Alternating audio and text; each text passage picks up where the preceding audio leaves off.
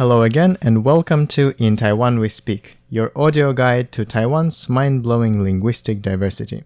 I am Alexander Shin, and this is the last part of our conversation with Xiang Shengyan, or Paul Shiang, the director of the Taiwanese public broadcaster Hakka TV. Now, when we speak about Hakka language, what was the situation like during the martial law? If I may, I would like to illustrate or answer your question with an concrete example. My mother used to run a small restaurant. She told me that when she was younger, like 30 years ago, she never heard anyone else, in her restaurant, speak Hakka or communicate in Hakka in public area. But she noticed that it's very common now. Hakka people are more willing to identify themselves publicly. I think that is one of the most important things. Unless you talk, no one else will know you are Hakka. And once we heard someone speaking Hakka, the other Hakka people would be very willing to identify themselves as Hakka too, to communicate or to talk to that person. You're Hakka too. I am. So that's the thing that we won't be able to imagine during the martial law, or I won't be able to imagine that I could work in a TV station that broadcasted only in Hakka.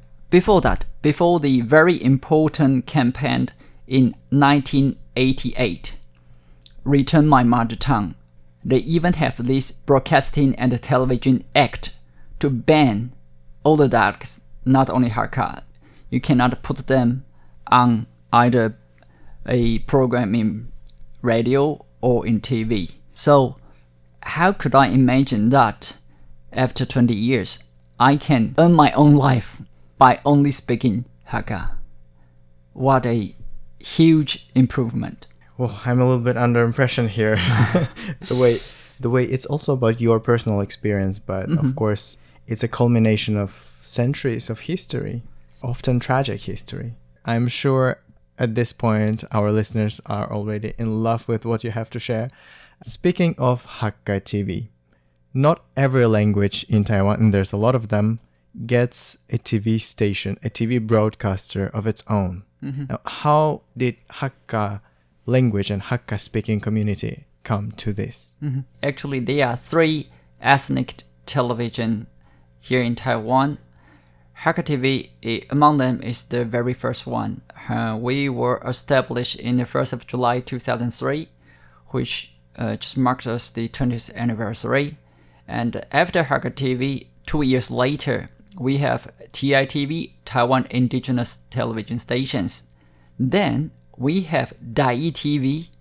So we have this responsibility to be a leader among the ethnic media, because we have more experiences, and we want other people, not only the audience here in Taiwan, but also we know they are also Hakka people around the world, to have the privilege to, like us here in Taiwan, to enjoy our program.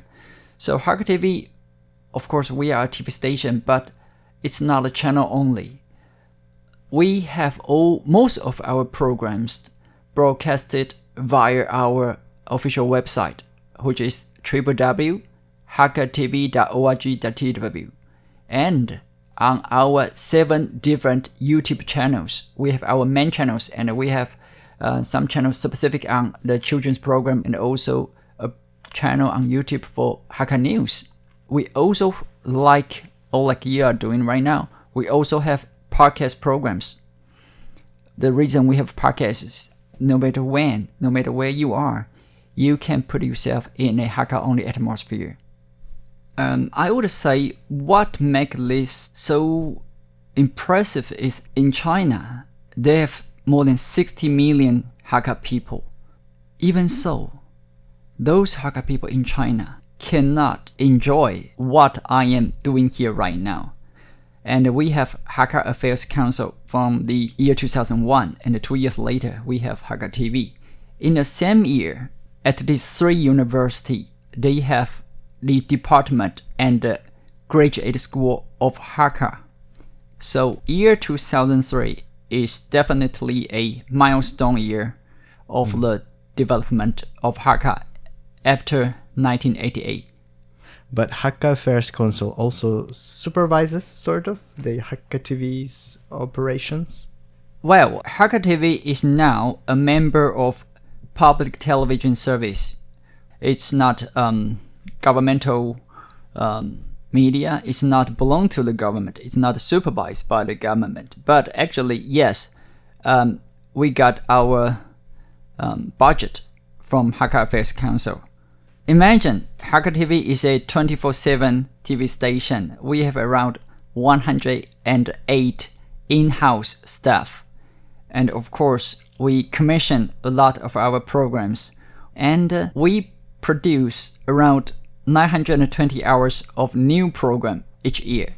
Then we have this acquisition. We buy programs and voice them over into Hakka. It is a TV station with only 108 staff that produce more than 2,000 hours annually. And you need to consider the needs from different dialects. Sometimes we put same programs and a voiceover in 6 dialects. Hold up, I instantly got like 20 follow-up questions about this. So on Hakka TV, you have programs that go out in 6 different Hakka dialects. Is that what you're saying? In Hakka TV, we have done this research. The most strong noun in Hakka TV is Hakka. Then the most strong verb in Hakka TV, you want to take a guess? Speak? Transfer or transmit? Broadcast. No, it means our generation and we transfer to our next generation. Oh. Pass down. Yes. In order to pass down what we already have to our next generations, Hakka TV pay attention to the program for younger viewers. Because we know if we want to pass down all the languages or the cultural heritages we have, they are the one to take. So at least we need to know what they need and what they want. Mm-hmm. We just celebrated our 13th anniversary, and I have this slogan about the next 20 years of Hakka TV. It's Hakka TV beyond Hakka TV. First of all, beyond Hakka. Of course, we pay most of our attention on Hakka, but Hakka TV is a public media. Our budget are from the taxpayers in Taiwan, not Hakka taxpayers only. No matter what ethnic background you are. So Hakka TV beyond Hakka. Second, Hakka TV beyond TV. Now that the audience, the younger generations, are not watch telly anymore, and we go to the places they are. The third one is Hakka TV. Although we base in Taiwan, and Taiwan is the only place, only country that has Hakka TV, we don't limit it ourselves in Taiwan. Hakka TV beyond Taiwan too. 2 weeks ago, on the 6th of November, we just hold a event called Ethnic Media Summit. We invited our guests from different countries. We have APTN from Canada, NRK Sapmi from Norway, Fakata Mauli from New Zealand, BBC Alaba from Scotland. So those are broadcasters that broadcast in, as you said, less used languages. Exactly. We know, compared to them, sort of younger, they might experience something that we will come across in the coming future. For example, the losing of audience can be divided in the case of Hakka TV in 2 ways. The first one I just mentioned because the younger generation, they just don't watch telly anymore. Another thing is, according to the survey we just mentioned in the beginning of the program, although that survey shows there are more Hakka people than last survey, which is 5 years ago. I guess it's 130,000 more. But actually, the percentage of speaking and listen, can understand Hakka is losing. In the speaking part, 8.5% decrease. That's a lot. Number of people who can speak Hakka. Yes. In Taiwan. 8.5% decreased compared to 5 years ago. And in listening, 7.9% decreased. You can tell the trend is going down. That doesn't make sense because now that we discussed earlier, the government, the local community, the media, we had made all this preservation, made all these efforts. But how could less people understand and speak the language? Which means, as a media in that base, we are losing our audiences. Because how could you expect them to watch your program if they don't understand the language? Mm-hmm. So that is the situation we are facing right now. One of the plausible reason, probably because after 50 years of the Mandarin-only language policy, if you want to revitalize the language in less than 20 years, it's almost not possible. The trend won't be able to change significantly in maybe half a century, but we did stop the trend of decreasing to a maybe not so dramatic scale. When you talk about language revitalization, Hakka TV doesn't do it alone, right? Is there a cooperation with other actors within Taiwan? Yes. For us, we know we are playing the role to revitalize the language and the culture as a media, as a TV station. And the most important thing as a TV station is the content we broadcast. So we not only cooperate with Hakka people, we also cooperate with someone who is not Hakka. Because we know Hakka cannot just do it by ourselves, do it with Hakka people only. We need to draw attention from other ethnic, from the mainstream ethnic group too, to cooperate not only with the Mandarin-speaking actors, also indigenous people or the newly immigrant from other countries like Indonesia or Vietnam. When you hire people into Hakka TV, do you test their skills in Hakka language? Yes and no. We have 4 different departments. For example, news department and program department.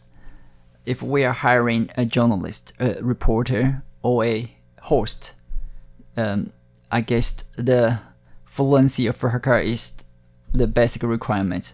But if the person is looking for a job in, for example, the marketing department or UI/XI engineer, we hope they at least understand the language.